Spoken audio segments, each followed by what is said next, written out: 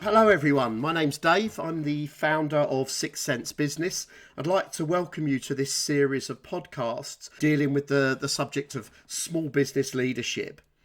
So we're going to be talking to a range of managing directors and owners of companies, both ones that I work with and ones that I don't, about some of the everyday challenges that they face as they try to drive the business forward in the face of increasing levels of uncertainty around us. And to help me with that, I've got my co-host, Katie. So if you'd like to introduce yourself, Katie. I'm here to bring calm to the storm, am I, Dave?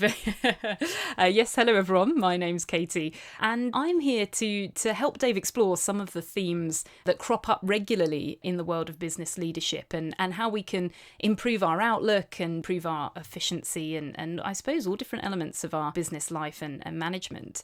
In this issue, we're going to look at one of the hidden but significant drivers of performance and decision-making amongst MDs and owners, which is the backstory behind their business. I suppose we all bring a bit of baggage with us into the world, don't we? Don't we, Dave? We totally do. And the person we're going to interview today, Lulu Crossthwaite-Eyre, she's been a client of mine for about a year and a half now. She has a particularly intriguing backstory, and the reason I'm so delighted she's sharing her story with us today is that it really points us at an important idea here, which is that a lot of people set their businesses up with an idea about what they want in the future and how they want their life to be organised and arranged. And what they forget is that everything from their past comes rolling into that. So that your backstory has a huge influence on how you drive your business forward and what you will or won't do in pursuit of what it is you think you want. Right. None of us are blank canvases, are we? We all come with the odd little nick and a tear that we need to patch up or at least reconcile in order to move forward. Yes, of course. And I think the important thing to recognise here is it doesn't really matter what that baggage is. It's how you frame that baggage and use that baggage to move you forward is what we're really talking about here. Yeah, how interesting. Well, colour me intrigued. I'm looking forward to hear what Lulu has to say. The way we're going to run this podcast, ladies and gentlemen, is that we're going to play a short extract of Dave's interview with Lulu. We're going to let you listen to her speak about her experience in business, and then we're going to jump in to make some observations and have a little bit of a chat about the way that she runs business, her story, and how that has shaped and coloured her business life. So, shall we take it away, Dave? Yeah, let's do that.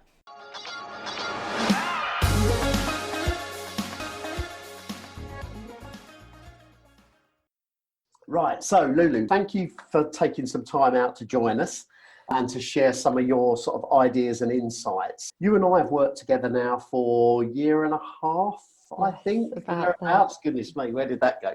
So, but why don't you start just by telling us a little bit about Cygnus Instruments and how you came to be involved?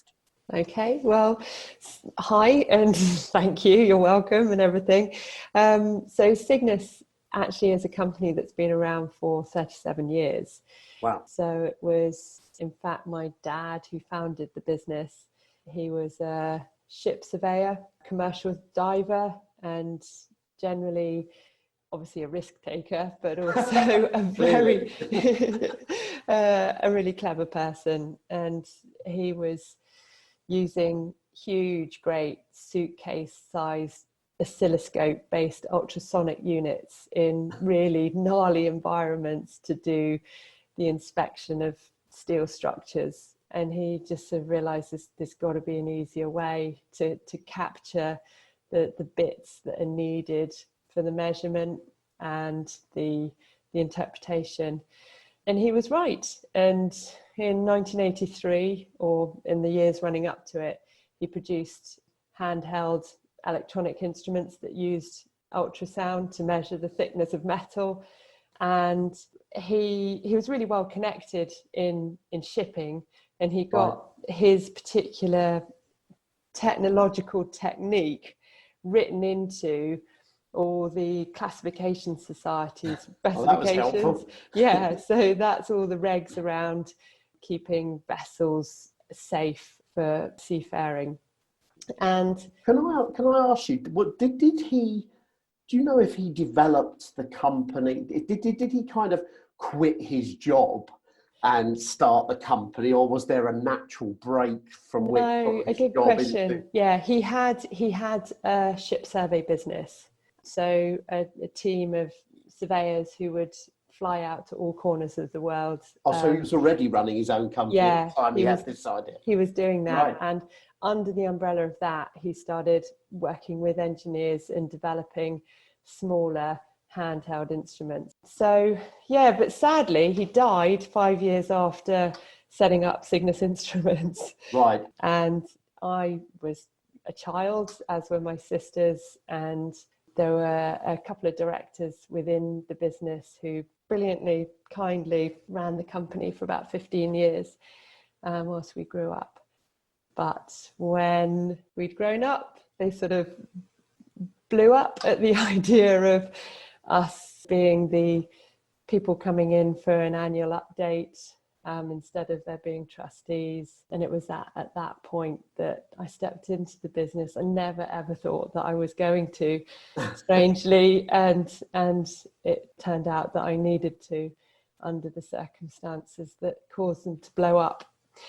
Was that difficult, that kind of stepping into the business to run it? I guess you had a lot of challenges around building your own credibility up with people and getting the respect of the team underneath you. Yeah, it was almost impossible. I used to be a number crunching monkey. I was a consultant hydrogeologist, and I had no management experience. I had no idea what accounts were, no law, no engineering, nothing actually useful. And I was young and female as well. I was 26. Right. And also those directors were saying really, really unpleasant things about me. Right. So you had it all stacked against you.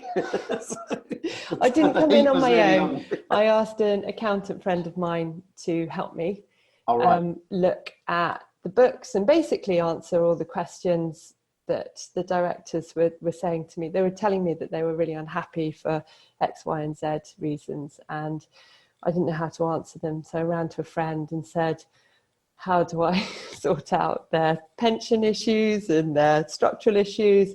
I didn't realise that wasn't my problem as a shareholder, but they were sort of paving the way for creating, they wanted to do a management buyout, but using sort of company cash. It's a sort of long story, but that's not what the shareholders wanted to agree to, and it sort of wasn't actually presented in a very nice way. And I went into the company with this accountant friend and then another consultant friend of hers who was sort of really strong on company law. And I ended up sacking them. Right. And it took a year to sack one of them. The other one sort of seemed to go away quite quickly. Also, everyone within Cygnus was very, very suspicious of me because of all the awful stuff that was being said about me as a person. So kind of within that, you had to learn to take the helm and become the leader of the business against all that backdrop. Yeah. How on earth did you go about? I don't know. Really early on, I remember picking up 2 pieces of paper and saying, why have I got invoices over here and invoices over here? And my friend said, okay, so those are your purchase invoices and those are your sales invoices. So we're talking real basics at this point. Like literally everything. But amazingly, a few key people, and literally I'm talking a very small number on the operational side, gave me the benefit of the doubt. So not the middle management at all, but the people building the gauges and shipping them and making sure the quality. And those key individuals are still with us today. Right. And we were really lucky.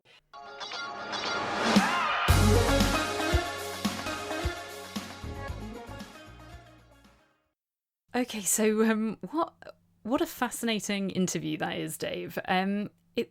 Lulu clearly has quite an unusual backstory. And I think some listeners might think, well, that's really inspiring and, incredibly courageous and what a wonderful story. But how does that relate to me and my business journey? So when I first start working with people, this is a key part of how I get to grips with who that person is and how that business has ended up where it is, good or bad. It's because what I know is the story, the content of the story, fascinating though this one is largely irrelevant. What's relevant is how they bring that story into how they're running the business today. And so in the case of Lulu, it's hard to imagine that journey that she's been on doesn't in some way, and in fact very strongly, affect how she shows up in the business day to day. Of course, but I suppose even if your backstory is relatively mundane, it will have had an impact on you. We all carry around our own little thoughts and beliefs about ourselves, don't we? And I suppose no matter how sort of, we don't all lose a parent so early. We don't all have to jump into business so at such an inexperienced level. But I suppose we all carry those self-perceptions, perhaps, which influence business. Right from when you're a child, every triumph and tragedy that you go through in some way or other shapes the way you see the world, shapes the kind of risks you will and won't take, the kind of way you go about making decisions, even as simple as how you see other people, which then affects how you interact with them and how you operate with them. All of this stuff, this melting pot of experience, is really important to me as a coach. And then when I'm teaching leaders how to sort of calibrate themselves, they need to understand that they are very heavily shaped or influenced by that story. Yeah, it's interesting. We talk a lot, I think, in the world in general anyway, about imposter syndrome, this sense of thinking, I just ended up here and all this stuff happened and I, I'm the, an ordinary person making the best of a difficult situation. And it's quite interesting how she talks about how much she relied on her friends' advice and how little knowledge she had at the beginning. But of course, we can't all be experts in everything. And, she says her strengths are in numbers, in number crunching, but we can't all be all things to all men. And I suppose perhaps part of that process is coming to terms with the things that you're maybe not quite so good at. Yeah, so imposter syndrome's an interesting one because, I suffered with imposter syndrome in most of my corporate career, but no one would have guessed it because I went the opposite way to Lulu. I showed up as overconfident, and quite combative. Whereas for Lulu, you can hear in her tonality as she's talking, and this is very common, by the way, amongst the people I work with, is that in some way she doesn't see herself as the powerful person I know she is. Because of that story, because of that kind of diminished sense of, I've worked with quite a lot of people that have taken on businesses from parents that are alive. Lulu's the only person I know that had to take on a business from her position. But even so, they carry a sense of diminished ability relative to the parent that they took the business on from. And my job is to help people begin to work outside of that and begin to understand how that is shaping them. So interesting that she referred to her dad as a risk taker. And I wonder if she would refer to herself in the same way, because of course she did take on a risk by leaping into everything so fully at such a key moment in the business's story. And I wonder if she'd recognise that same element in her own personality. We see the interesting thing about risk taking, is this as a subject, if you like, is that risk in itself is a nominalisation. It's a word for something that doesn't really exist. And so we each have a unique perception of what risk is and what good risk and bad risk is. So, Lulu did take on a huge risk, but she wouldn't regard herself as a risk taker in any way, shape or form. And conversely, I've got other business owners who take huge risks, who are hugely kind of aggressive in their strategies, but don't see it as risk because they think the bigger risk is sitting there doing nothing. So the whole idea of risk is that it's a highly personalised thing and it is grounded in that story, in what, how we learn to see something as a risk or not is part of our backstory. And again, we're all different. And do you think perhaps it's more common in younger people, it's more common maybe even in females to feel like they're a little bit out of place in the business world? Well, you heard it in Lulu's voice. You heard that kind of idea that, a female in a male-dominated environment. But do you know what? I think the labels themselves are relatively unhelpful. Is that I Right. find as soon as you start to attach a label to yourself, even if it's one as basic as I'm a female, or I'm a risk taker, I'm not. Those labels are largely irrelevant. And the risk when you start to label yourself in those ways is you start to allow that label to affect how you behave and how you show up.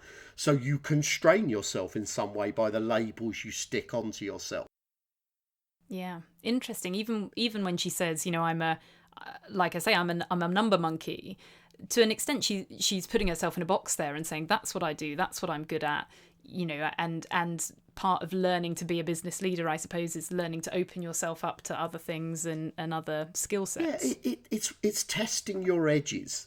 So if you think you're a number monkey, it's testing your edges around that to see what other capabilities exist that you've been hiding from yourself.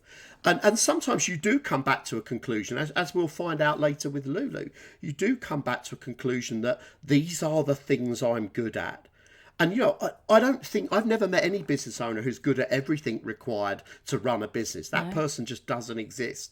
But what the no. good business owners do is they know their strengths and they know where to put their energy and their focus. And more importantly, they know how to get all the other stuff covered so that it doesn't become a problem. Right, right. Well, let's listen to the next bit of the interview and see where that concept takes us.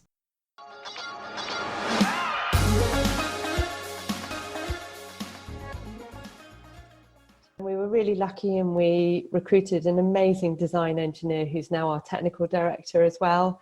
And because I realised the talent that we'd been able to bring into the company there, I knew that when we were faced with this potential theft of intellectual property, I actually, to be able to create a case and sue the ex-directors for that, I would have needed to ask our new design engineer to reverse engineer their products. Also, they hadn't left us any design records, so he would have had to reverse engineer our own products, compare the two, and then decide whether or not to sue them. And I just thought, do you know what? How uninspiring is that? That's a real backwards goal, isn't Yeah, it? But a and real sort of let's go backwards and dig this yeah, up. Yeah. I didn't want to do that to him, and I also didn't want to incur uncappable costs in the legal battle. So we just decided, or I decided at that point, we were just going to forge on, we were going to outcompete them. And for such a long time, we were very aware of every move that they were making. And it really kept us on our toes for all our marketing. And we'd recruited a really awesome marketing expert as well. And she is doing an amazing job on all our digital marketing today.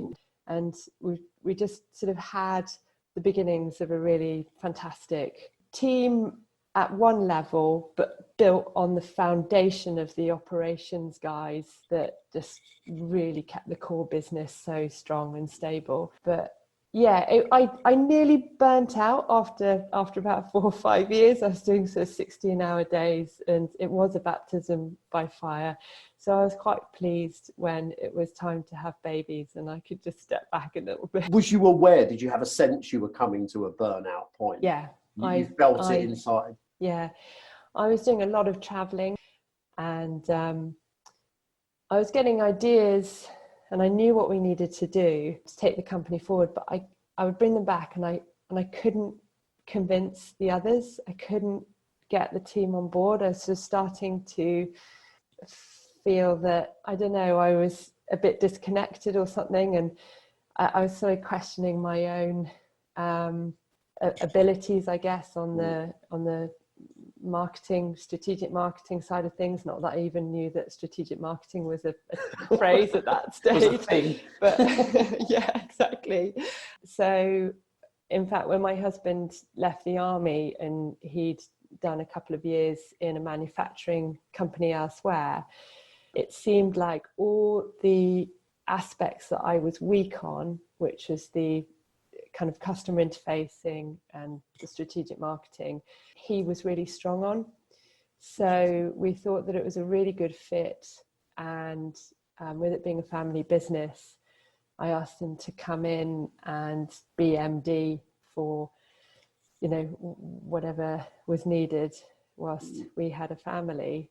So it was a business fit and a personal fit. And so, Dave ran it for about 5 years before we switched back. So let's roll it forward to now, because, as I listen to your voice here, I don't hear a lot of that angst and that stress and pressure that you've gone through, and that boiling point, that kind of boiling pot, if you like, that you had to fight your way out of. So when you sit and look at the business now, tell us a little bit about how the business is doing now and how you view it particularly. The business is in a really good spot now. I just feel so lucky. Dave, my husband's actually been on sabbatical for nearly a year. And what we've done is we've formed bit of an operating board, the other directors, including an operations director, who has in fact done an amazing job of implementing a new software solution, an ERP solution within the business. How has that board, as it beds in now, changed your role and how you interact with the business? So each individual on our operating board has taken complete ownership of their teams. So I no longer do kind of HR for everyone. That's held by each of the directors or managers within each department. So has that freed up a lot of time for you?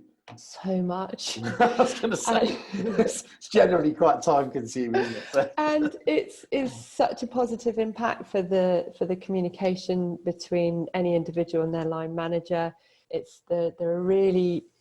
There's such clarity around who they need to go to, and it's the person who's closest to the information, if it's work-based and task-based, instead of someone running to me and I actually don't really know what's going on, and then I'm only hearing one side of the story, and it undermines those managers or directors. And it's a bit of a mess when you kind of have a structure but then you bypass it, and we're really seeing that all for what it is. But I think before I was thinking that it was helpful to take those aspects off those managers' plates, because we were actually a bit smaller and it probably did make sense at the time.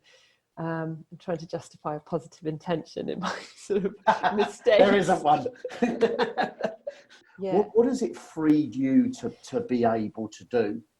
So also I've taken on a part-time compliance assistant. So she does the health and safety as well as a bit of HR and some QA support.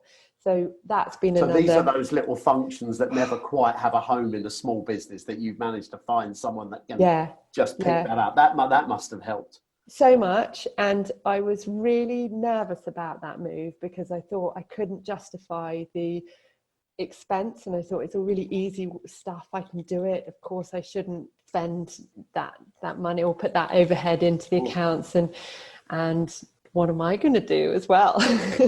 And it's such a relief not to have that to-do list of 150 things literally, or just niggling in the back of my mind. And I'm able now to jump in on any issue that anyone brings to me, be a sounding board so that they can make a good decision on how we need to proceed.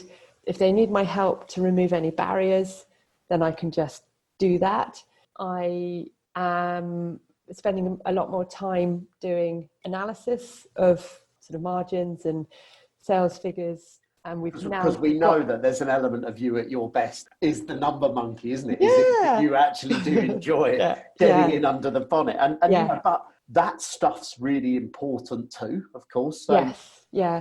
But the really awesome thing is having this operating board. We make every single decision that needs to be at that level together.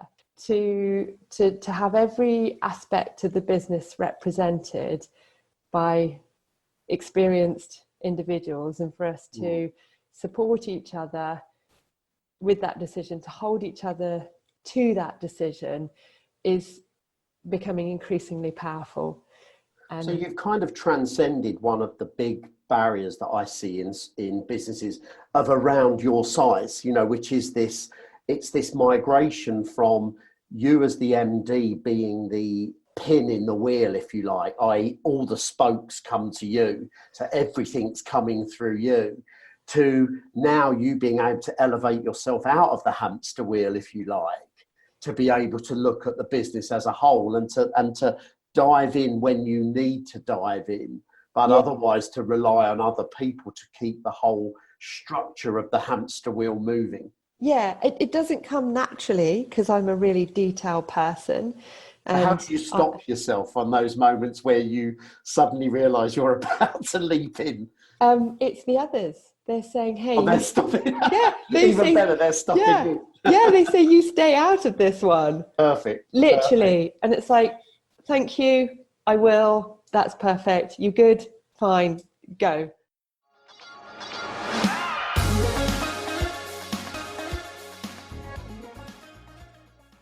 Wow, so there's quite a lot to unpack in that little segment of the interview, isn't there, Dave? I suppose the main focus, the main element to come out of that is this sense that for her, a big part of getting comfortable in the business and feeling like she'd found her feet was making sure that she had the right people around her and the right team to support her during the process. Yeah, it's an interesting one with Lulu, and I'm going to say this as a characteristic of business owners and managing directors in general, is that there is this tendency to make it all about what other people have done and have contributed. And I really find it quite strongly with Lulu that, and again, comes back to the backstory. Kind of coming in, and she really needed some people to support her and to be on board with her, which she got. But then if you listen to the way Lulu talks, she describes everything in terms of how other people did things and how other people are brilliant and clever. And I want to take a moment to thank all the managing directors out there and to remind them you are doing that.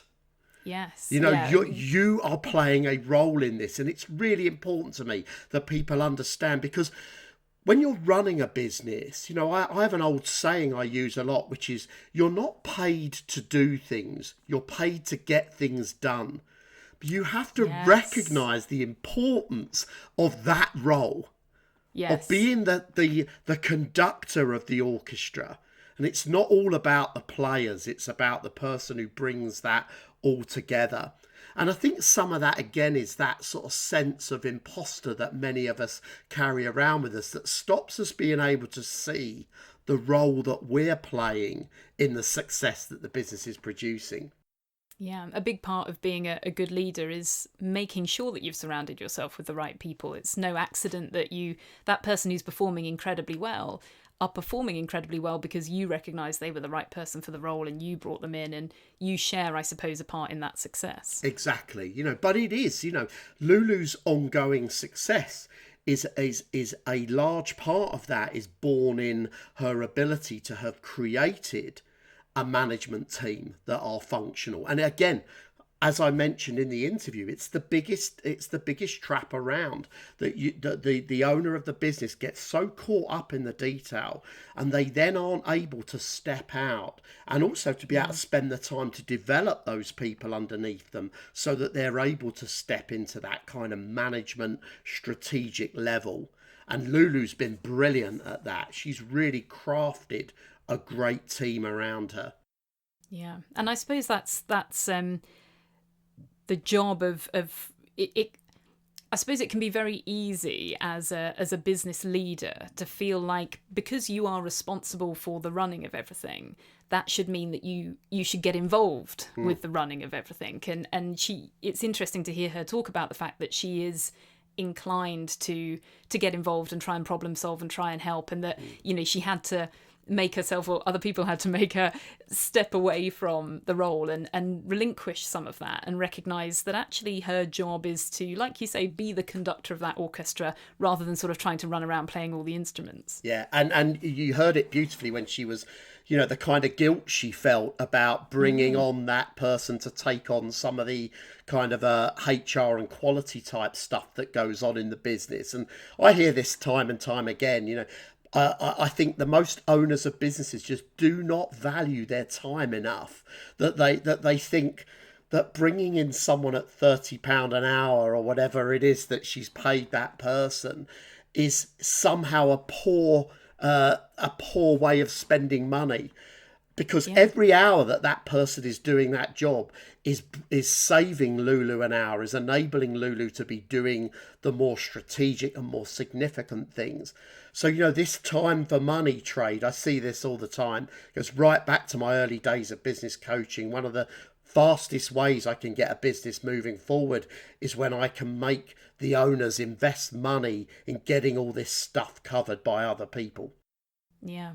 And it was fascinating to hear her talk about, experiencing burnout. And I think, it's interesting to hear her talk about that, because I think there's a lot of business leaders who don't want to admit when they're struggling, or don't want to admit when they're feeling overwhelmed by the tasks on their plate. And I think often that's a sign that something is not quite functioning right within the business. If you've got too much to do, you have to take steps to alleviate that, because there is such a thing as more than one human being is capable of taking on. And I think it was interesting to hear her reference that for that reason. But also I found it so fascinating to hear her say that for her, one of the signs that realised, or made her realise that she was burning out, was the fact that she suddenly wasn't able to convince people to go along with her ideas or her perspectives on things, and that she recognised that was a sign of discord, and that she was the person who was experiencing, or was the source of that discord. Overwhelm, which is another word, I guess, for burnout. Overwhelm is a state of mind. We have to primarily address it like that. It's not, it's not that there are too many things to do. It's that you are trying to juggle too many things in your own head. Because there's always too many things to do. Yes. I don't work with any business owner who hasn't got a bigger to-do list than they're ever going to get to.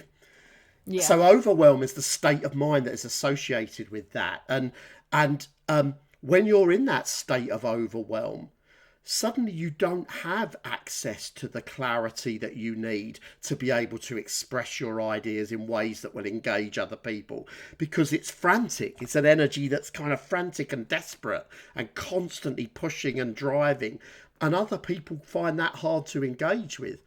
Yes. So you've got to, when you begin to notice those signs of overwhelm, that to me is when it's time to, stop, step back.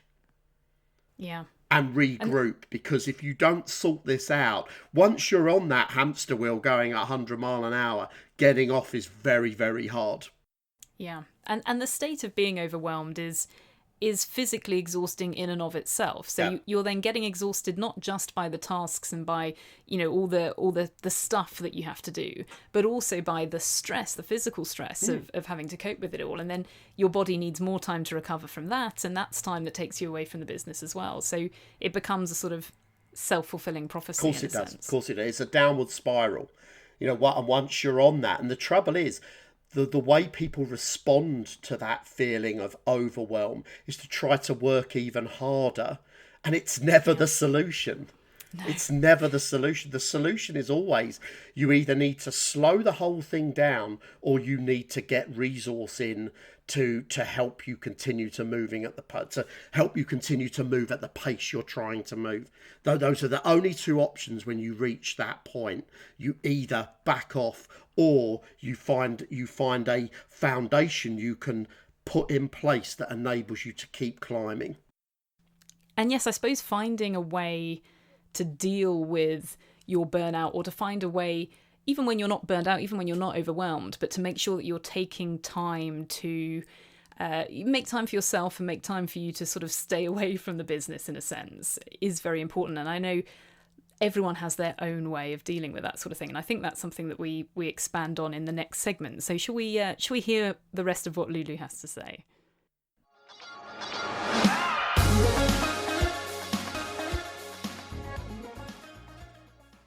you know, a lot of people, when I first meet your type of company, they don't really feel like they have a management team that support them. It's almost like they have to tell everyone what they want done, not that people are coming to them, helping them drive the business forward. You got any thoughts or advice for people that are at that point before the leap that you took? At this point, I'm going to not take credit for the idea of the operating board, because you and I both know it was yours. All right, I'll take that. So you got to take that.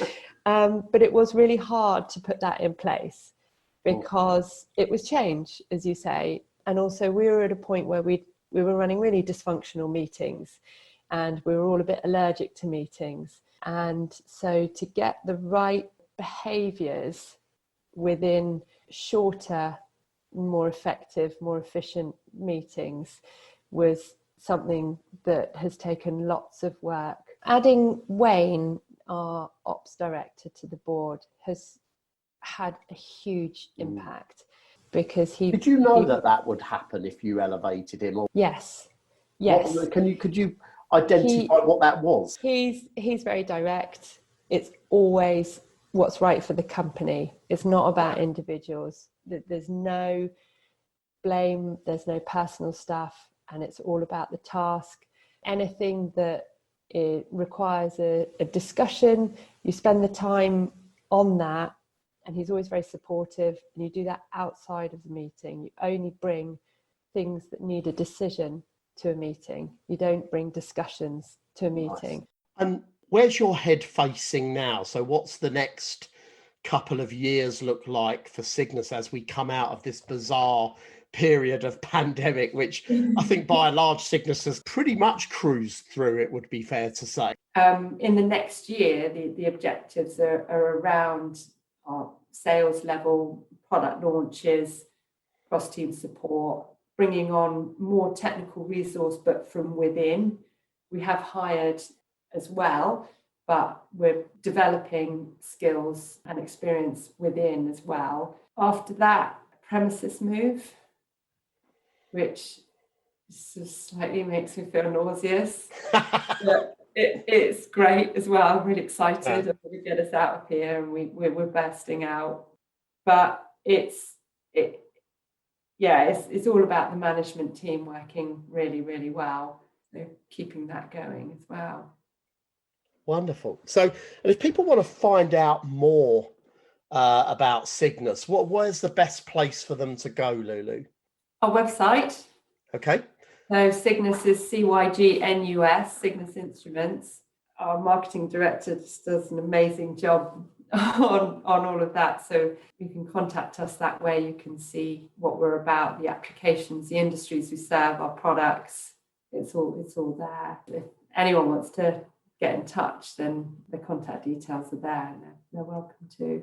Fantastic. So I want to finish off with a couple of quick fire questions. What does leadership mean to you? Other people doing well. Nice. What's your best trait? Thinking everyone is awesome. Good and bad there. I know. My worst trait as well. How do you motivate yourself when you're not feeling it? In the immediate term, herbal tea and dark chocolate keep me company on a task I really don't want to get my teeth into, and it gets me there. But long term, it's about yoga and meditation for me. Right, so you use those to center yourself again, and yes, and I can kind of just concentrate better and switch off after work, and just but everyone's different. But yeah, if it works for you. What keeps you awake at night? Well, what used to keep me awake at night was the perennial fear of people leaving. Now it's more fear of not getting enough done, not doing enough to support others. It's just my to-do list is just huge. At least you've got a to-do list, which is a good start. You help me prioritize it. And then the chocolate helps me do it. Fabulous. Well, thank you, Lulu. Thanks for taking some time out. It's been interesting as ever. Now, obviously, I know the story, but I know that for people that are not familiar with you, it's going to be a lot that resonates for them in the words you've shared today. So I really thank you for that. You're welcome. Thanks for having me.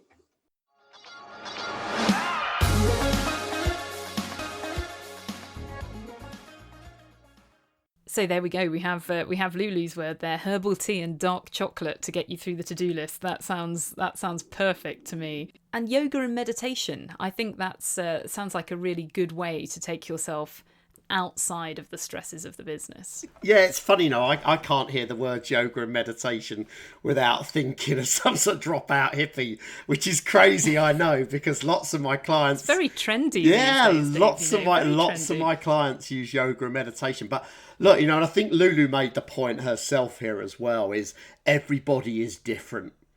And what I do know with my clients that I work with is that I help them find what is the thing that I can get you to go and do that I know will center you again. So, when I turn up and you're feeling overwhelmed and you're feeling, and I can tell you're all over the place, more often than try and untangle that, I'll just say to you, hey, look, go to the gym, go for a run, go read a book, whatever it is. I've got one client who I just have to say, go make a cup of coffee. Because they don't just make coffee. They don't just pour a spoonful of instant. They craft coffee. And I know that when they put their attention on that by the time they've made the cup of coffee, the world looks different again. It's interesting, isn't it, how focus can only be sustained for so long. And it's something that I think we're finding... in the pandemic, is that people spend so much time staring at screens, so much time focusing on things. All the advice is, look at something far away, go for a walk, move away from the screen. And I think that's good advice for offices and things, post-pandemic as well. But there is something very important about physical movement. I mean, my thing, by the way, is cross-stitch. I enjoy a bit of cross-stitch, top tip for those of you listening.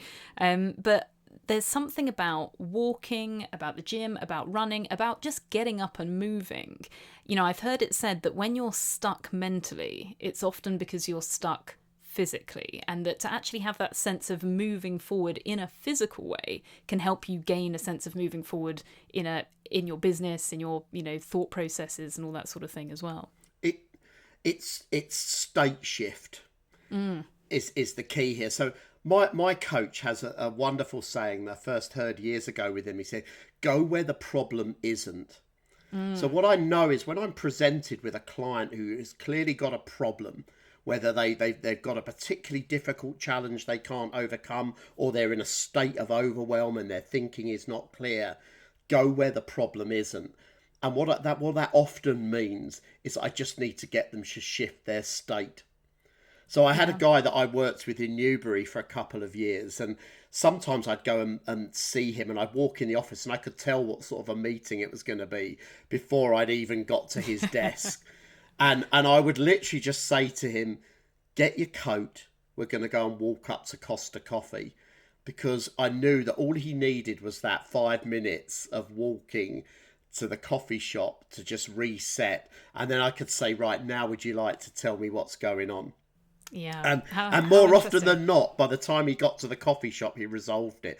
Look, if you're in a hole, stop digging. Yes. Yeah. I'm going to get that printed on a t-shirt, Dave. That's Stop digging. Stop digging and pause for air and think about, what am I doing?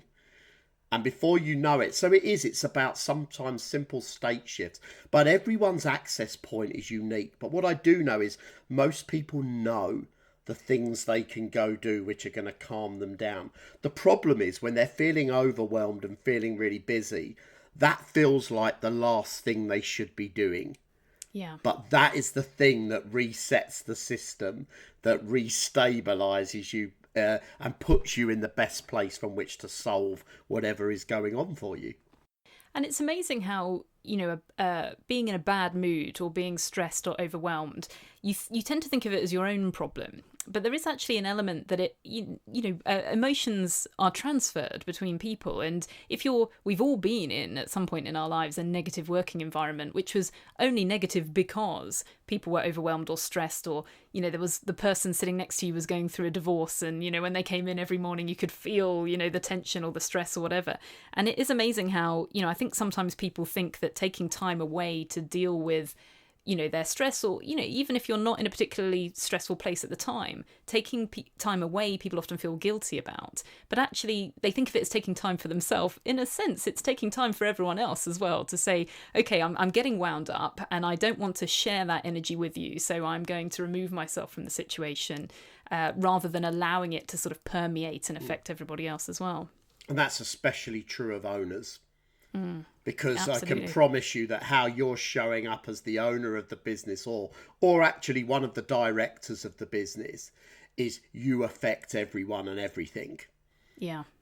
Starts from the top and it works. We can get away. We can get away with one employee having a bad day and everyone can adapt around it. But if the people in charge are showing up in a poor way, then that affects everything.